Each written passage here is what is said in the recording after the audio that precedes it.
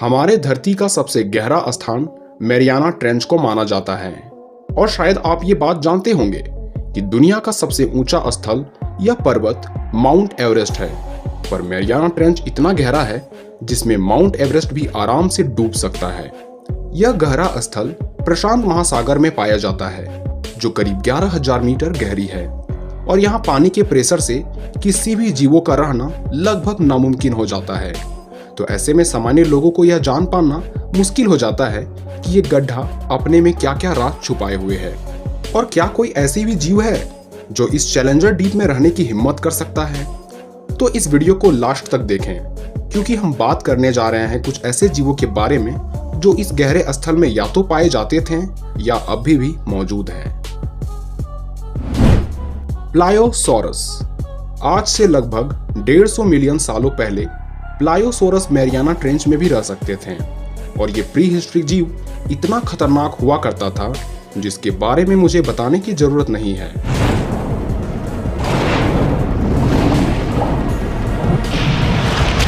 प्लायोसोरस की कुल 9 प्रजातियां पाई जाती थी जिसमें से सभी जीव थोड़े बहुत अलग तो दिखते थे पर उनमें एक बात कॉमन थी कि वे सभी काफी बड़े आकार के हुआ करते थे जो करीब 55 फीट तक बढ़ सकते थे, जिसके जबड़े का आकार ही 6 फीट और इसके 12 इंच लंबे दांत तो इसे और भी ज्यादा खतरनाक बनाते थे।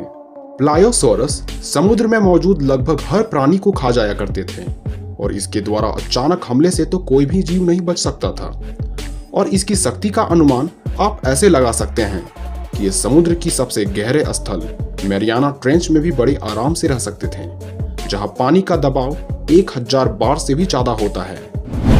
Angler fish.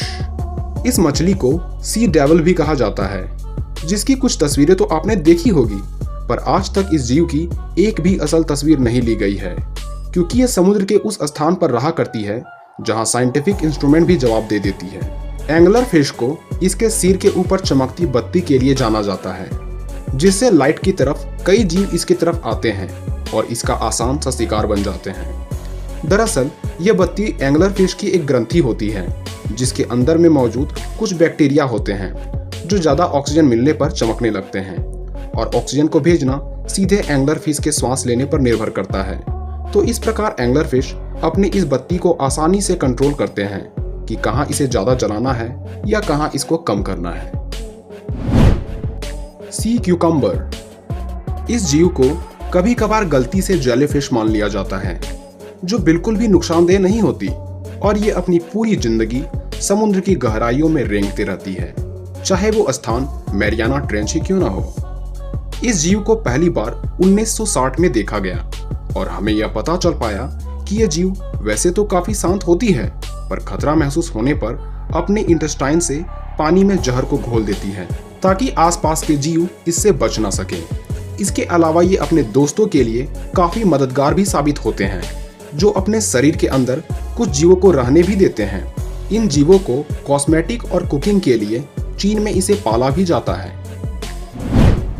अबिसल ghost shark. इसे पॉइंटी नोज्ड ब्लू काइमेरा के नाम से भी जाना जाता है जो समुद्र की गहराइयों में 400 मिलियन सालों से रह रहे हैं पर ये लोगों के नजरों में लगभग ना के बराबर आए हैं। भले ही ये मेगालोडॉन की तरह बड़ी और भारी भरकम शिकारी नहीं होते क्योंकि मेगालोडॉन लगभग 100 टन के हुआ करते थे।